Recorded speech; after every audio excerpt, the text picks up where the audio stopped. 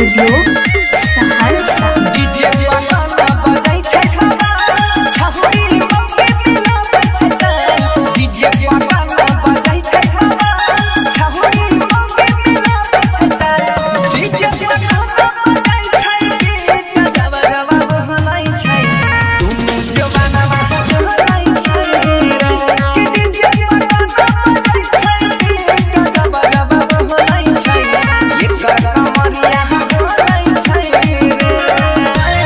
अगर आप चाहते हैं किश कुमार ऑफिशियल को सबसे पहले गाना सुनने के लिए लाल बटन को दबा के चैनल को सब्सक्राइब कीजिए और बेल आइकन को दबाना ना भूलिए। नाचे छै सब मिली कठुना जमके मरने छै सेंठ पावन देहिया एकर गमके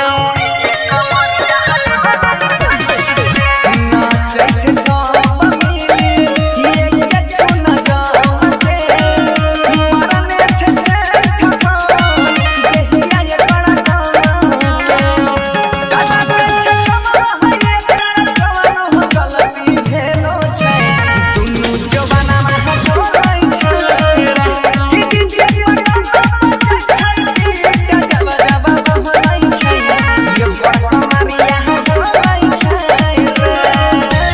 रिकॉर्डिंग बाय सुदीप सहरसा।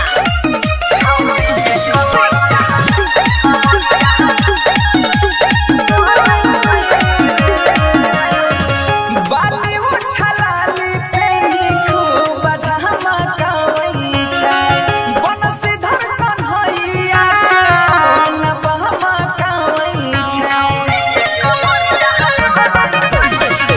बाली उठलाली पेनी खूब झमकावै छै बनसी धड़कन हिलावा के मन बहकावै छै दादा सरवन सुनदन सब कोही बोलै छै एकर जवाना बोलै छै रे कि डीजे वाला बजाई छै जब जब बोलै छै छौरी के कमरिया डोलै छै रे भाई।